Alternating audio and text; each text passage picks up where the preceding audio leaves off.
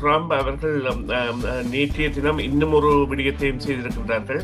அதாவது அவர்களுடைய அந்த அணுகுண்டு கையிருப்புகளில் பெரியதாக அல்லது மிகவும் நவீனமாக கருதப்படும் B61-13 என்கின்ற ஒரு அணு குண்டு தயாரிப்பு இது அடுத்த வருடம்தான் நிறைவேற்றப்படும் என இருந்த பொழுதும் இந்த வருடம் ஒரு வருடம் முன்கூட்டியே நிறைவேற்றப்பட்டதாக நேற்று அதனை வெளிக்கொண்டு வந்திருக்கின்றார்கள்.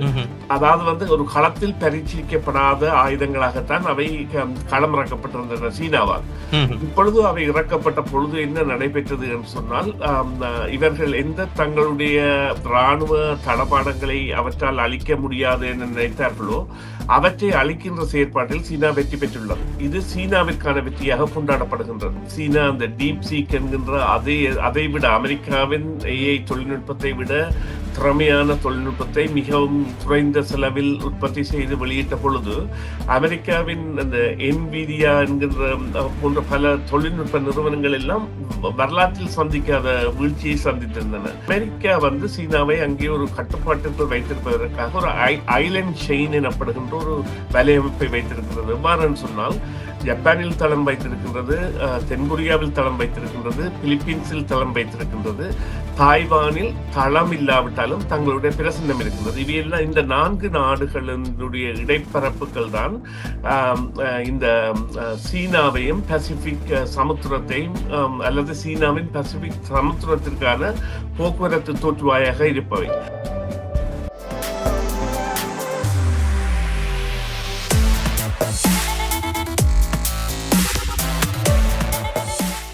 சமகால முக்கிய நிலவரம் தொடர்பாக பேசுகின்ற நிகழ்ச்சியில் இன்று மிக முக்கியமாக அமெரிக்காவினுடைய பாதுகாப்பு கட்டமைப்பில் பல்வேறு மாற்றங்கள் நிகழ்ந்து கொண்டிருக்கின்றன. அதே நேரத்தில் G7 மாநாடு கனடாவின் அல்பர்டாவில் நடைபெற இருக்கின்றது. அதற்கான பாதுகாப்பு ஏற்பாடுகளும் முன்னெடுக்கப்பட்டுக் கொண்டிருக்கின்றன. இது குறித்து இன்றைய நிகழ்ச்சியில் நாங்கள் பேச இருக்கின்றோம். இப்பொழுது சுரேஷ் தர்மா அவர்கள் எங்களோடு இணைந்திருக்கின்றார்.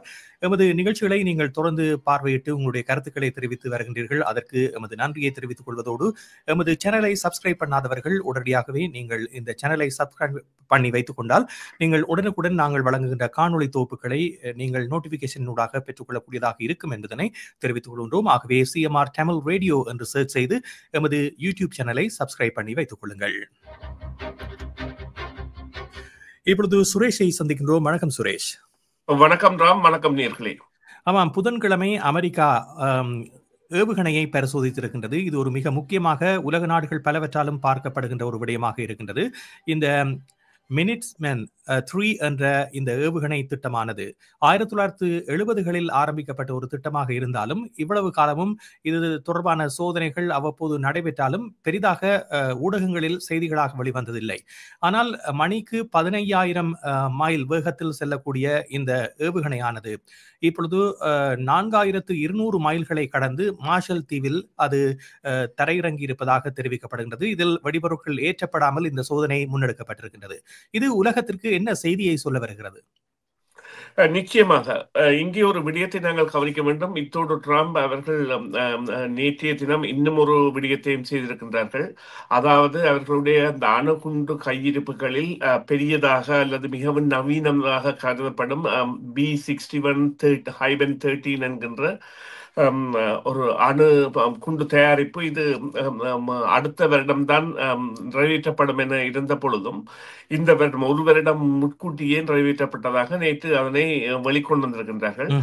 இந்த விடயங்களுக்கெல்லாம் காரணம் இந்தியா பாகிஸ்தான் போரின் பொழுது நடந்த ஒரு விவகாரம் தான். இப்பொழுது இந்த இந்திய பாகிஸ்தான் போரின் பொழுது இந்தியா ஒரு பின்னடைவை சந்தித்திருந்தது என்று கூறுவதை விட மேற்குலகு ஒரு பின்னடைவை சந்தித்திருக்கின்றது. என்னவென்று சொன்னால், இந்தியாவின் போர்க்களத்தில் இருந்த ரஃபேல் விமானங்களும் மற்றும் அவர்களுடைய கணைகளும் பாகிஸ்தானின் ஆயுதங்களால் முறியடிக்கப்பட்டுள்ளன. பாகிஸ்தான் என்பதை விட இதுவரை பரிசீலிக்கப்படாத சீனாவின் ஆயுதங்கள், சீனாவின் இந்த R-10 எனப்படுகின்ற விமானமாக இருக்கட்டும் அல்லது அவர்களுடைய அந்த ஏவுகணைகளாக இருக்கட்டும், இவர்களால் அதாவது ஒரு களத்தில் பரீட்சிக்கப்படாத ஆயுதங்களாகத்தான் அவை களமிறக்கப்பட்டிருந்தன சீனாவால். இப்பொழுது அவை இறக்கப்பட்ட பொழுது என்ன நடைபெற்றது என்று சொன்னால், இவர்கள் எந்த தங்களுடைய இராணுவ தளபாடங்களை அவற்றால் அழிக்க முடியாது என நினைத்தார்களோ அவற்றை அளிக்கின்ற செயற்பாட்டில் சீனா வெற்றி பெற்றுள்ளது. இது சீனாவிற்கான வெற்றியாக கொண்டாடப்படுகின்றது. பாகிஸ்தான் வந்து தனது ஆயுத கொள்வனவில் 80% சீனாவிடமிருந்துதான் பெற்று வருகின்றது. அமெரிக்காவின் சார்பு நிலையில் இருந்து அது எப்பொழுதோ மாறி சீனாவின் சார்பு நிலை சென்று விட்டது. எனவே சீனாவானது பல தயாரிப்புகளை, அதாவது 3 விமானம் தாங்கி கப்பல்களை கட்டி முடித்திருக்கின்றது, பல விமானங்களை செய்திருக்கின்றது, பல ஆயுதங்களை உற்பத்தி செய்திருக்கின்றது. என்றாலும் அவை எதுவும் எந்த களத்திலும் பரிசீலிக்கப்படவில்லை இன்று வரையும். இப்பொழுது நடைபெற்ற இந்த இந்திய பாகிஸ்தான் போரின் பொழுது அவற்றால் பரிசீலிக்கப்பட்ட இந்த ஆயுதங்கள் என்பன இவர்கள் நினைக்கவில்லை தங்களுடைய ஆயுதங்களை இல்லாதொழிக்கக்கூடியவை என்று.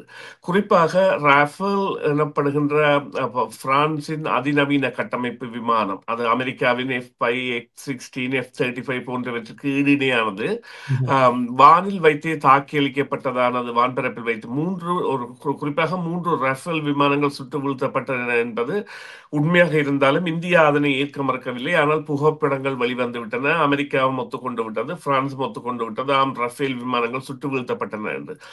இது நடந்தவுடன் அங்கே சீனாவில் கொண்டாட தொடங்கிவிட்டார்கள். கொண்டாட தொடங்கியது என்று யாருன்னு சொன்னால் இந்த ஊடகங்கள் தாய்வானுக்கு அமெரிக்கா கொடுத்தவை எல்லாம் 1% இனி உதவாது என்பதை கருத்தியில் கொண்டு விட்டன என்றால், தாய்வான் என்கின்ற, அதாவது வந்து அது நாடாக அங்கீகரிக்கப்படாவிட்டாலும் அமெரிக்காவின் கைப்பாவையாக இருந்து இன்று வரையில் இருந்து வருகின்ற தாய்வானை நோக்கி ஒரு இராணுவ நடவடிக்கையை சீனா அடுத்த வருடம் ஆரம்பிக்கும் என்கின்ற எதிர்பார்ப்பு சகலிடம் இருக்கின்ற பொழுது இந்த அமெரிக்கா தான் அதன் பாதுகாவலனாக இருந்து வருகின்றது.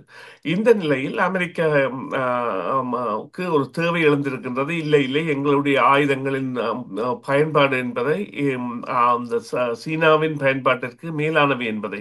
இப்பொழுது சீனாவின் ஹைபர்சோனிக் ஏவுகணைகள் எல்லாம் சீனா இருந்தாலும் சீனா அதை ஒரு இடம் பரிசீலிக்கவில்லை.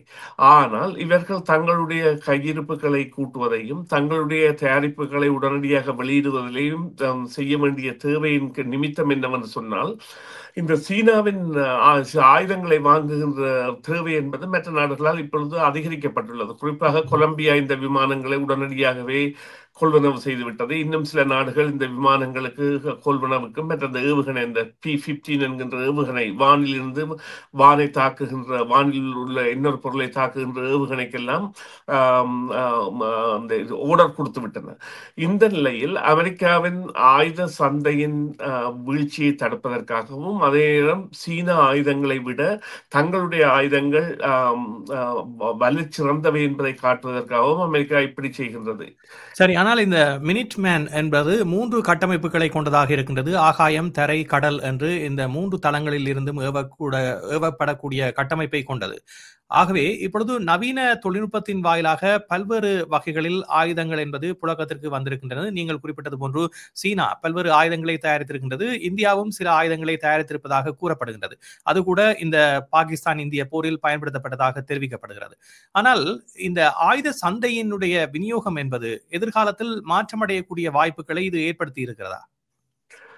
இல்லை, நிச்சயமாக ஏற்படுத்தி இருக்கின்றது என்பதை விட பயத்தை ஏற்படுத்தி இருக்கின்றது. இவ்வாறு கூறுங்கள். அதாவது வந்து நீங்கள் குறிப்பிட்ட இந்த ஏவுகணை விவகாரத்தில், அதாவது இந்த க்ரூட் மிசைல்ஸ் மற்ற பெலாஸ்டிக் மிசைல்ஸ் என்கின்றது, இந்த பெலாஸ்டிக் மிசைல்ஸ் என்று கட்டம் கட்டமாக பிரிந்து, அதாவது வந்து இந்த வான எல்லையில் ஊடுருவி பரப்பு எல்லை வந்து, அதாவது சுதந்திர பரப்பு எல்லைக்கு செல்கின்ற பொழுது அதிக தூரத்தை சென்றடையக்கூடியதாகவும், அதே வேளை நீங்கள் குறிப்பிட்டது போல 15,000 மைல்கள் ஒரு மணத்தியாலத்துக்கு என்ற பொழுது சீனாவை 18 நிமிடங்களில் தாக்கிவிடலாம். அல்லது அமெரிக்காவை சீனா 18 நிமிடங்களில் தாக்கிவிடலாம்.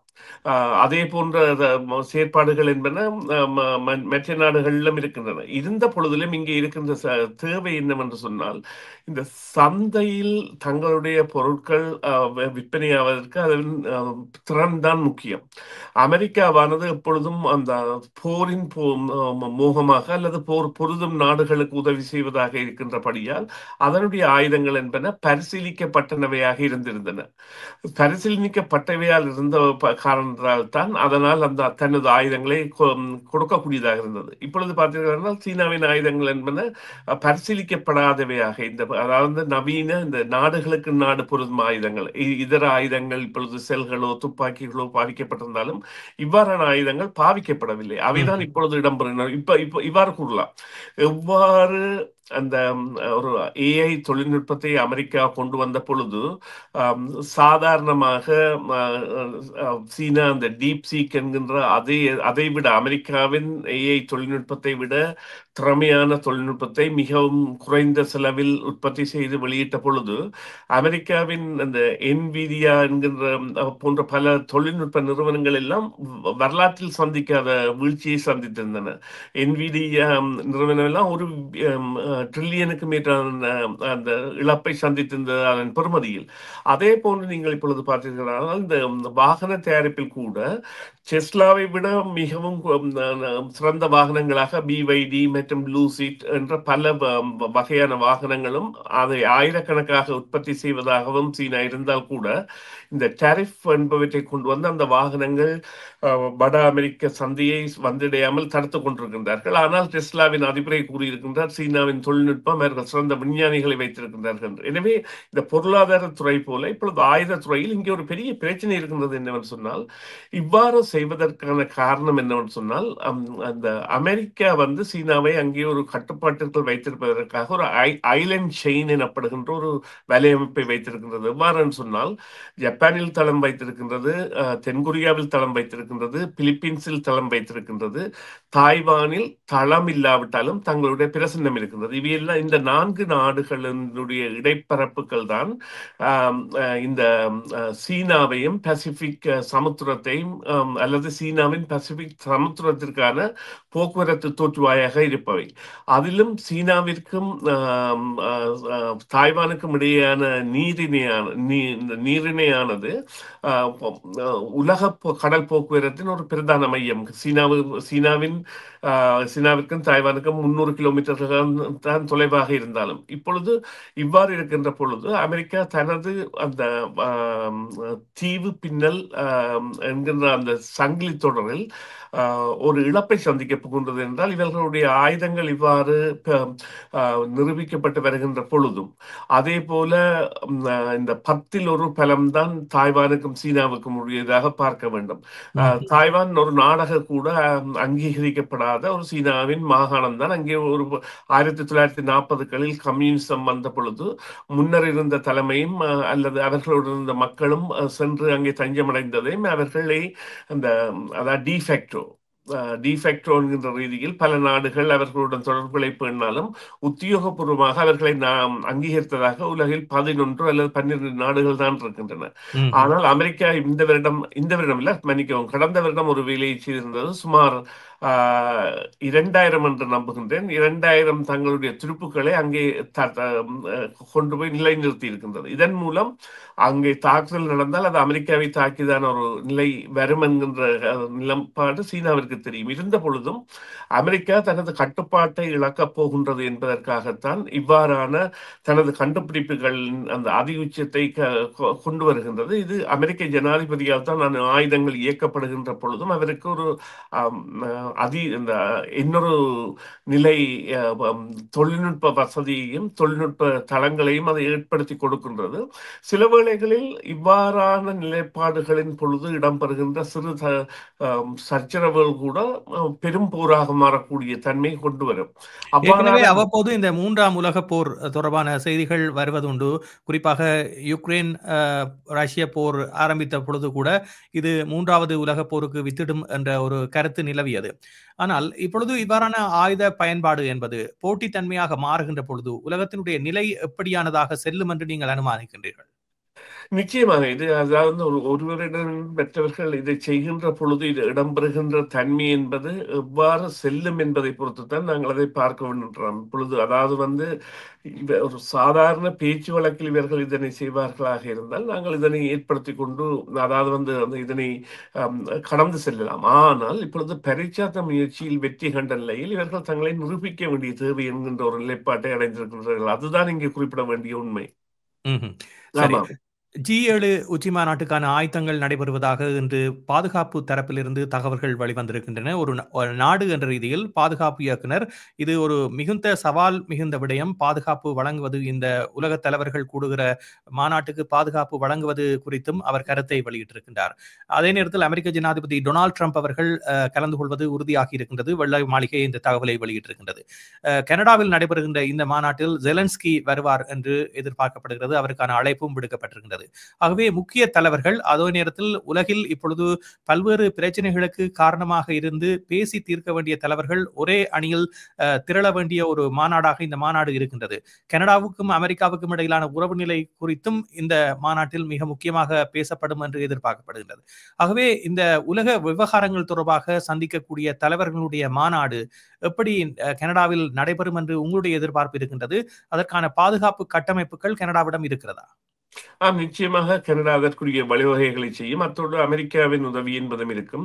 அமெரிக்காவின் உதவி எவ்வாறு இருக்கும் என்றால், இப்பொழுது அவர்களுடைய இந்த ஏர்ஃபோர்ஸ் 1 என்கின்ற விமானம் இப்ப ஜனாதிபதி வருகின்ற பொழுது அங்கே வந்து இது ஒரு விமான நிலையத்தில் இருக்க போன்றது. எனவே அதை குறித்த பாதுகாப்பு மற்றும் அவர் அங்கே இருந்து மகாநாடு இடம்பெறுகின்ற இடத்திற்கு செல்கின்ற வகையிலான பாதுகாப்பு போன்றவற்றை எல்லாம் நிச்சயமாக அவர்கள் தயார் செய்திருப்பார்கள். இந்த இருவரும் ஒருங்கிணைந்த வகையில் ஒரு சில தயாரிப்புகள் இருக்கும். இந்த குரூப் 7 என்கின்ற நாடுகள், குறிப்பாக இந்த Canada, France, Germany, Italy, Japan மற்றும் UK, மற்றது USA, இந்த 7 நாடுகளும் தான் இந்த ஒரு உலகின் அந்த ஒரு பெரிய சக்தியாக இந்த ஒரு நிலையில் இருக்கின்ற 7 நாடுகளின் அமைப்பாக இருக்கின்ற தரப்பின் பொழுது அவர்கள் உக்ரைனிற்கு தங்களுடைய ஆதரவு மீண்டும் இருக்கும் என்பதற்காக தான் அவர் செலன்ஸ்கி அவர்களை இந்த மாநாட்டிற்கு கூப்பிடுகின்றார்கள். இருந்த பொழுதும்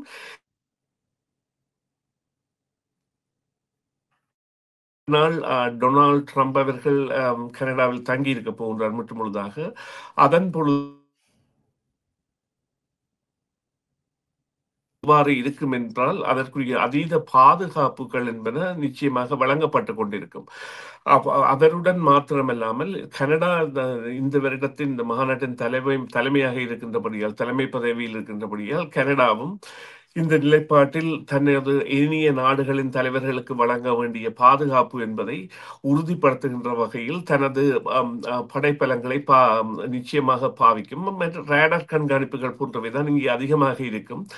உள்ளூர் நபர்கள், அதாவது குறிப்பாக உள்ளூரில் இந்த போராட்டங்கள் அல்லது ஆர்ப்பாட்டங்கள் போன்றவை இடம்பெறாமல் இருப்பதற்கான நடவடிக்கைகளையும் அவர்கள் மேற்கொள்வார்கள் என்றால், சாதாரணமாக இவ்வாறான இந்த மாநாடுகள் நடைபெறுகின்ற பொழுது இந்த ஆர்ப்பாட்டங்கள் போன்றவை கூட இடம்பெறக்கூடிய சாத்தியக்கூறுகள் இருக்கின்றன.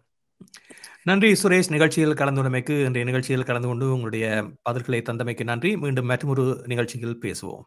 நன்றி ராம். நன்றி நேயர்களே. மீண்டும் ஒரு பொழுதில் சந்திப்போம். CMR யூடியூப் சேனலில் இணைந்திருக்கும் நேயர்கள் அனைவருக்கும் எமது நன்றி. காமெண்ட்ஸ் பகுதியில் உங்கள் கருத்துக்களை தெரிவிக்க தவறாதீர்கள். முக்கிய செய்திகள், காணொளி தொகுப்புகள், நேர்காணல் என பலதரப்பட்ட அம்சங்களையும் உங்களுக்காக தருகின்றது CMR யூடியூப் சேனல். CMR என்று சர்ச் செய்து எமது யூடியூப் சேனலை சப்ஸ்கிரைப் பண்ணுங்கள். உங்கள் உற்றார் உறவினர் நண்பர்களோடும் இந்த காணொளி தொகுப்புகளை பகிர்ந்து கொள்ளுங்கள். அருகில் இருக்கின்ற முக்கிய காணொளி தொகுப்புகளையும் தவறவிடாமல் பாருங்கள்.